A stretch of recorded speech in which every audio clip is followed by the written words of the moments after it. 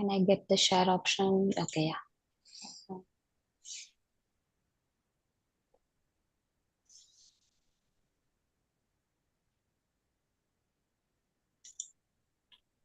Yes.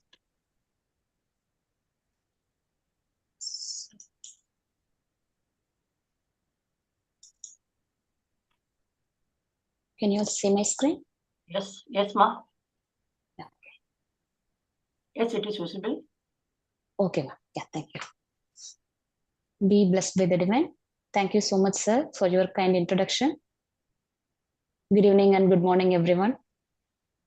So, dear professors, masters, aspirants, today I'm going to share my little insight on single significance of positive thoughts. Please do correct me if I misunderstood or misrepresent anything.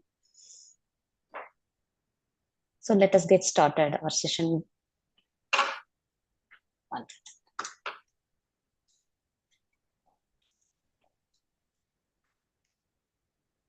Now, let's get started our session with this great thinker's quotes.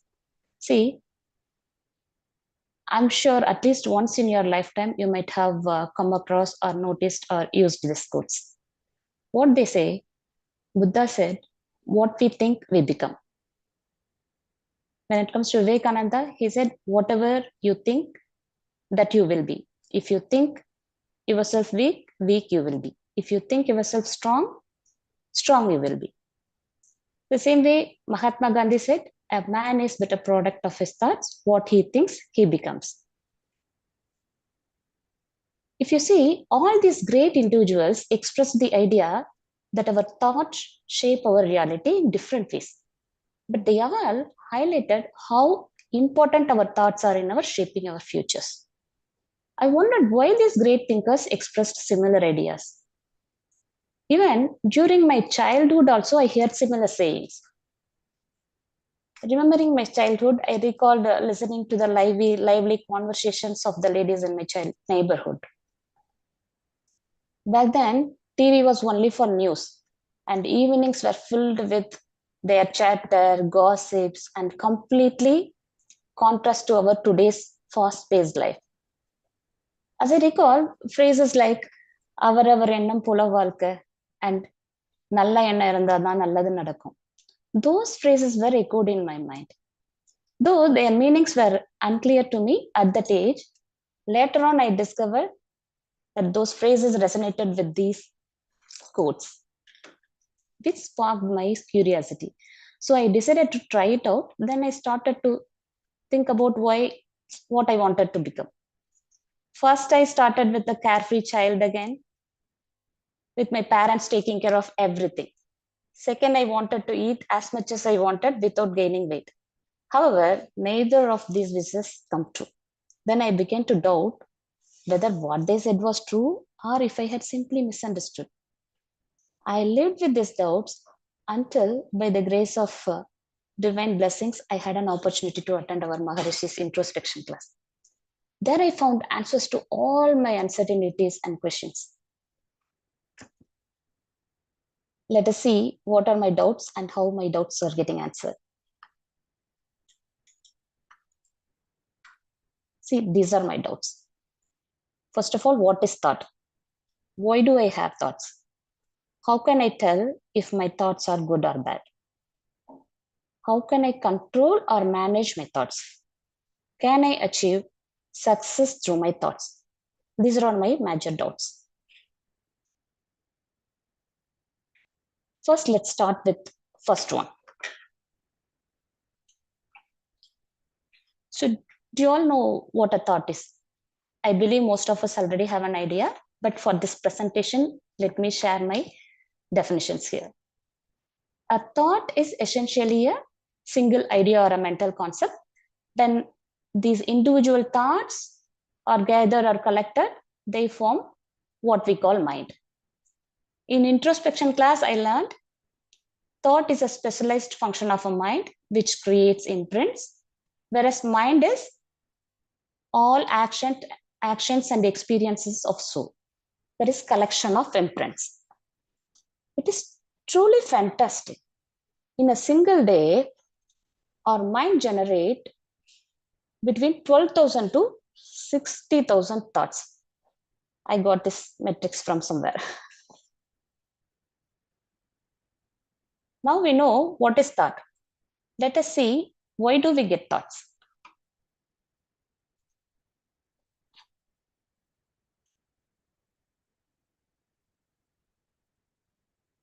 Here we have two analogies. If you look at here, the first one, I call this as a corporate model. Recently, I came across this model, primarily used in life coach training. What it says, circumstances can trigger thoughts, thought causes the feelings, which in turn leads to actions, ultimately leading to results, which is correct. In coaching conversation about thought model, people explore how their thoughts affect their feelings, actions, results. By examining this, they can understand how they impact their experiences and outcome in life. To get this understanding, they need to pay hundreds to thousands of dollars. That is why I call it as corporate model. Here is our Maharishi's answers to why we get thoughts. What he says, there are mainly 6 root causes from which our thought emerges. They are from the force of needs, from the force of habits, from the force of environmental conditions, from the force of other impositions, from the force of heredity, from the force of evolutionary process of divinity. So thoughts may be caused by any one of the above causes or by combination of one or more of them. This understanding will give us greater control over them, moralize them if necessary, and make them creative to the extent possible. Such a process will streamline our minds and gradually lead us to constant awareness, which is the only way to permanent peace and lasting happiness. This is what our Maharishi says. So he's not stopped here. So he has provided us a beautiful model to analyze this thought. So this is our model.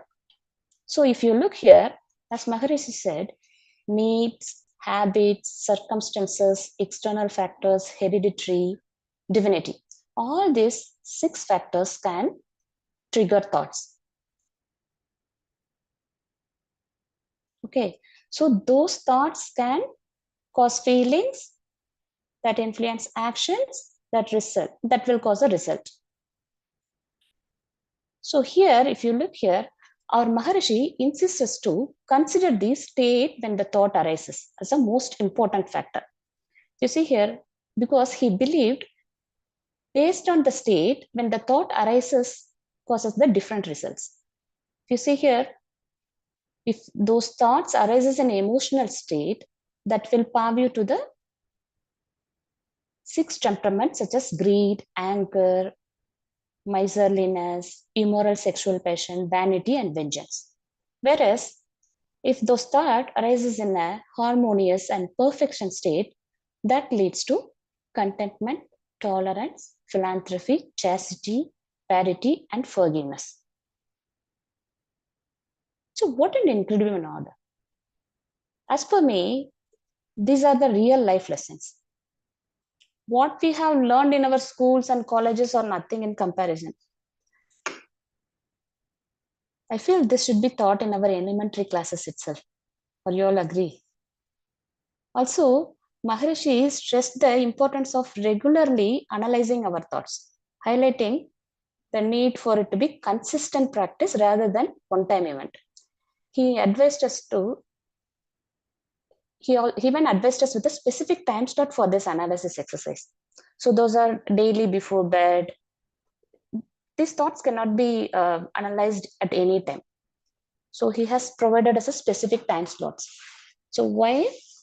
So what are those time slots? So those are daily before bed and dedicating some time in the weekends and participating in a monthly silent session so that we can analyze our thoughts quietly. Why do we need that specific time for this analysis? Because our minds need calmness to properly analyze our thoughts. As we have seen here, the state of the thought arises also influences the outcomes. So therefore, consciously considering the analysis of thought is so crucial. So, and it requires right time and mindset. So that's why Maharishi has suggested us to consider those specific time slots. For example, we can easily correlate this with one of this our college days act. At least I did this. In college days, after exam, I used to pray daily, mainly for my paper evaluators. This was my prayer at those days. Oh God, my evaluator must be in good mood while grading my papers. Hope it would not affect my scores. God, please take good care of him. That was the only prayer I had considered for others in those days.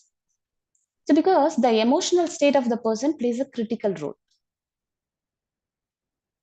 So, we need to properly analyze our thought in that particular state. So, here so far we have seen what is thought and how do we get thoughts, how the emotional state plays significant role in triggering the thought, which cause the feeling that influence the actions and leads to the various outcomes. But we do not know how to determine if our thought is good or bad. So for that also, our Maharishi has provided some metric. Let us see that now.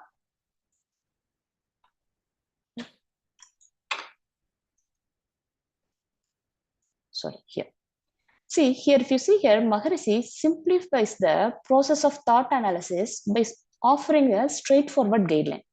If you look here, if the result of the thought, if the results can cause no pain or injury to oneself or others in body or mind immediately or later, the thought is a good one that can be entertained. Let me try again. If the outcome of a thought won't bring harm to oneself or others, either physically or mentally, immediately or in future, then it is good thought worth considering. It is so remarkable how Maharishi's teachings streamline the complexity of decision making, providing us with a clear and practical approach to evaluating our thoughts. So we need to consider this analysis in our each thought. So before deciding whether to consider it or not. Also, Maharishi taught us the sincere practice of thought analysis lead to perspicacity. So what it means, perspicacity is connecting the past, present, and the future and thinking penetratively. So if we sincerely practice this, we can attain this level. So in Tamil, we have a beautiful meaning for this perspicacity. So one is nunnarivu. So I come to know another meaning from our Maharishi session, which was nunman nulai pulan. Nunniya manbulla udurivi ariyathakka arivu. This was new vocabulary for me. So when a thought arises, perspicacity may guide how you interpret or respond to the thought, perhaps by providing clarity, understanding, and discernment. Imagine the impact if we adapt this practice. It would always benefit everyone involved. So using this approach, in the thought analysis, we can determine whether our thoughts are beneficial or harmful. So this is to analyze our thought. And here are some examples you can see here. So those 6 factors can influence our thought, right? Like need. For example, if you feel hungry, then that arises on need. So in that case, you need to eat or feed yourself. So that thought arises based on the need. In some cases, by habit also, you may get that thought. Let's say if it is a lunchtime, right? So if you look at the clock, if the time is 1, then you tend to feel like hungry. But actually you're not hungry, but you wanted to feed yourself since it is a lunchtime. So that is because of the habits. For circumstances also, we can consider this one. Through circumstances, some thought may arise. Let us consider a function or a party. So in party, you may not feel hungry, but during party, if you are not hungry, try to take a light foods just to socialize without overloading yourself. Generally, if when it is a party, what we used to do, so we will heavily feed ourselves, right? That is not a good practice. If we are not hungry, we can take a light food just for a socialization. So that we need to consider. So meat can cause a thought, habits also can induce a thought. The similar way, circumstances can induce a thought. Additionally, external factors. Let us assume when you are going shopping with your friend, you tend to buy more items than what your friend does. So it might happen because of the influence of your friends or influence of the merchants. So, but you are not in a need, but still because of the others' influence, you tend to buy more items. So those kind of thought needs to be analyzed carefully. So why did you get that thought? Is that really needed one, or it's influenced by external one? So we need to consider this. The similar way, through hereditary also we may tend to get a thoughts. Here, for example, I just provided two scenarios. Let us say if one of your ancestors had desired to enjoy alcohol, and you may feel influenced by that thought. It is important to analyze its consequences and try to avoid it when it arises. It's not necessarily influenced by your ancestors. If it arises in your mind also, you should consciously avoid this one. So another example, if one of your ancestors had a desire to help poor kids, so and you influenced by this thought, then it is important to analyze it. Obviously, it is going to be benefited. So then try to accept when those kind of thought arises. So these are influenced by heredity. Even divinity also can influence the thoughts. So we can try to find our purpose and spiritual seeking, right? So what is this world made up of? Why we get? Why our life is like this? So some not at the practical level, but in spiritual level, we try to understand what is happening beyond our six senses, right? So that kind of influences may arise due to divinity. So these are all some examples of these six factors can cause the thoughts, right? For that. So now I got answer up to my third question. Now what would be, how can I control or manage my thoughts? So for that also, so let's say some of the thoughts is we can, well, certain thoughts can be managed through our beliefs, or other persist and bother us. So how to handle these bothering thoughts? So for that, we do not have the metrics. So in that case, what Maharishi advising us to use, it's a kind of auto suggestions we need to practice. So for that only, we have twofold path of virtue. If you listen before this session, we concluded our meditation with the twofold path of virtue. Some auto suggestions, right? I in my lifetime will not cause pain to others physically or mentally. To the extent possible, I will alleviate the pain of others. See, one of the most effective method to consider is this one. Because by using this twofold path of virtue, repeating it as an auto-suggestion after the exercise, you reinforce positive thoughts and intentions within yourself. It's a powerful tool for cultivating mindset of compassion and empathy, and also mindfulness in your everyday life. So we can use this practice to fix any of our bothering thoughts. Okay. So with this approach, we can easily harmonize all our thoughts. So when your thoughts are harmonious, they lead to happiness. And happiness is the key to success. So therefore, you can achieve success when you maintain harmonious thoughts. So by unlocking the key to success, my fifth doubt has been answered. Now all my questions find their answers in Maharishi's teachings.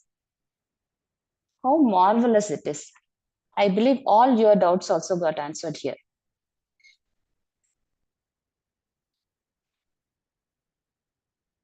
So all my 5 questions, my 5 doubts gets answered.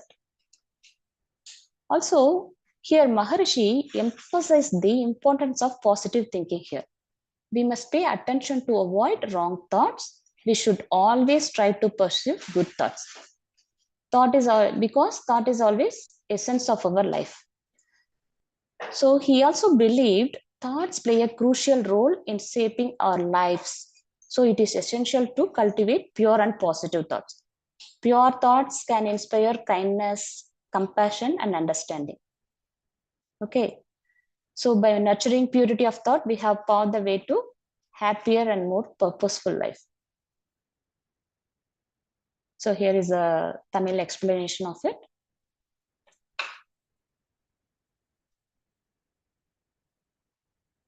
So here is my simple life and game analogy to emphasize the positive thoughts. If you look here, our life resembles a game of snake and ladders.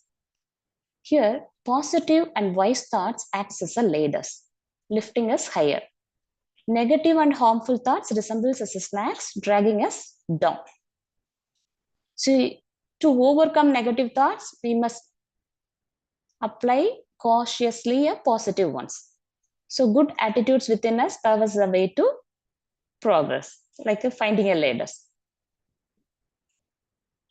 So by improving our awareness, we can gain control over our actions, designing our next moves. So conscious decision leads us to our goals, which is shaping our positive destiny. So these are all my analogy using this snake and ladder game. So we always practice to entertain positive thoughts. Why? Because thoughts live beyond our physical existence. Because thoughts have a lasting impact, which is why it is critical to choose them wisely. Although it may sound simple, putting it into practice can be challenging. At least let us try with it. At least with our spouse, first we will try.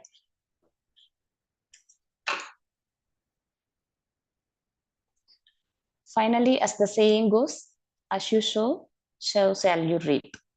Therefore, act wisely and choose your thoughts carefully, because you are the creator of your destiny. So you have to choose the right thoughts. Let me conclude my presentation here. May you all be blessed by the divine. I would like to extend my sincere thanks to Professor Sasikumar and Kanimali ma'am for their motivation and the encouragement for this presentation. And also my heartfelt gratitude to all the professors, masters, and volunteers for delivering Maharishi's teachings to us. Thank you, ma'am. Thank you, sir. It's indeed an excellent speech on the topic, significance of positive thoughts. You have very well explained about thoughts. That is, thought, it shapes our life, our future, and how our thoughts should be. And you also quoted so many, that is you have quoted Mahatma Gandhi, Swami Vivekananda, Buddha, and I explained very nicely. Also, how you are influenced by, you have been influenced by our Maharishi, and how you got answers to all your questions through Maharishi's Sky Yoga. Really, it's very nice, Arulnidhi, DHANALAKSHMI Kannan. It's nice of you. Dear friends, you have any questions? You can just raise your hands. And Professor Balachandran.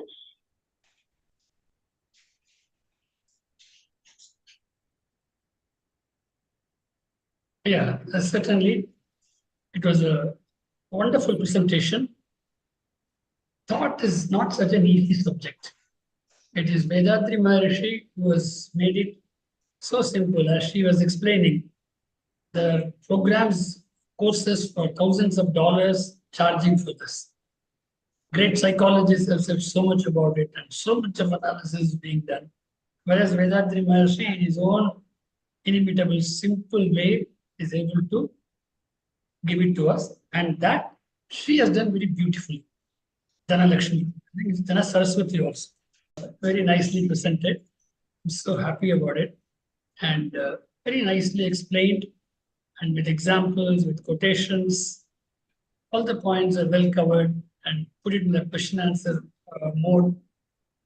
All the whole, it was a very nice presentation. Thanks, like others also, to share their thoughts. We already have a couple of people raising their hands.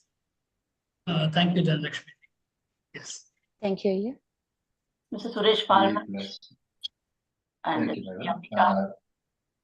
Yeah, can you hear me? Yes, sir. Be blessed by the divine, wonderful explanation, just like I just said. It's very tough subject. Also, corporates charge a huge amount of money, and then you explained it really crystal clear. My question to you is, you touched on the number of thoughts initially. So should there be a limit to number of thoughts? And we do talk about limits and methods.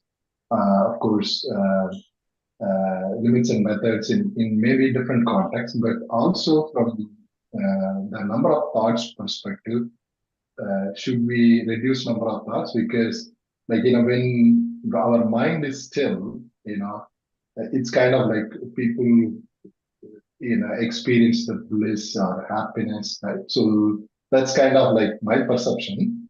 And then the other thing is, desire is the root cause of all evils, said by Gautama Buddha, and you touched on the best part. So is desire related to thoughts, and should we do like what Gautama Buddha said? Thank you. Be blessed by that. Thank you, sir.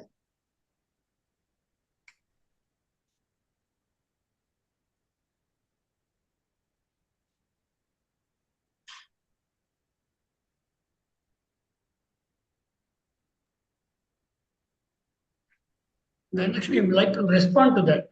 That's what he wants, is it? Yeah, yes, sir. So he also answered in it, right? So number of thoughts arises.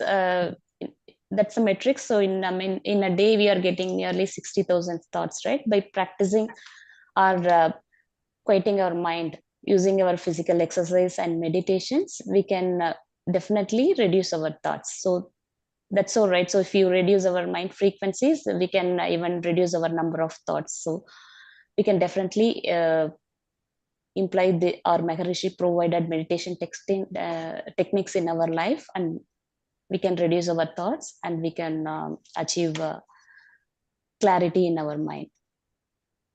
Yes. Of course, if you try to suppress a thought that I should have less number of thoughts, then you will find that more thoughts will come. Okay. So because mind is a monkey. But as you practice all these things, because you are going into a lower level of frequency, automatically the number of thoughts will reduce on its own instead of you forcing it. So that is what is important. So Maharishi used to give this beautiful example. He says that a doctor, a patient came, he went on asking about some medicines, that I'm not well, I'm this. But the doctor knew that this fellow was having no problem at all. But he won't accept it. He gave him some pills and he said that you take it 3 times a day for 4 days, it will be all right. But then as he was about to leave, he told him, but at that time of taking the medicine, you should not think of a monkey. So whenever this fellow wants to take the pill, only the monkey comes in front of him. So that is what we have all been trying to suppress the thought. Oh, that thought should not come to me. That is not the way. That is where there is analysis, not suppression. So he gives a beautiful analysis of doing it. So by analysis of this, as well as meditation and introspection going together will be strengthening your mind naturally, automatically. You are becoming a better person by practicing these things. And over a period of time, you'll find that the number of thoughts will get reduced. Unwanted. And again, desire is not the root cause of all evils. Again, that's a misunderstanding. Yeah. Desire is a positive thing. You should have desires. Now you have come to this lecture because you had a desire to listen to something. Otherwise, you won't be coming. So is it not a desire? So Swamiji says desires are a must. We should have desires. But whether the desire is good or not, use the principle of analysis of thought and moralization of desire. Okay, without desire, we cannot live. But what type of desire? Just like thoughts, it can be done. So that I find is the great difference between Maharishi and others who have been talking about desires of thoughts. Thanks, Sureshji. A very nice explanation. Yeah. Then Lakshmi, Devi Ambika, you can unmute. Also Karuna ma'am, be online. Both of you, one by one, you can unmute and speak. வாழ்க வளமுடன். Excellent presentation, Dhanalakshmi. Wonderful. It was so clear, and you were able to relate all the concepts and give us a wonderful speeches. So I really thoroughly enjoyed your presentation. வாழ்க வளமுடன். Be blessed by the divine. Thank you, Ma. Be blessed by the divine. Thank you, Devi. Karuna, please unmute and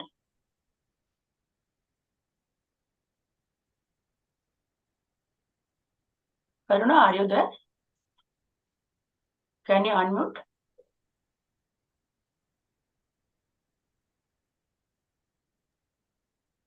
Be blessed by the divine.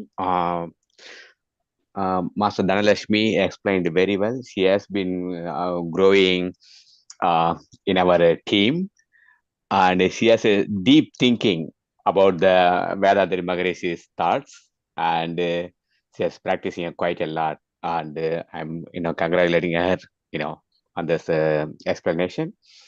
Also, I noticed myself like 2 weeks before, I put more time on meditation and mirror gazing and Kayakalpa, all the exercises 2 times a day, and I felt almost very few thoughts came in mind. I was even surprised, So if you are applying Maharishi's principles in your life more often, it's automatically controlling the number of thoughts. I realized it myself. That's the thing I want to share. Thank you. And Jaya. Anyone else?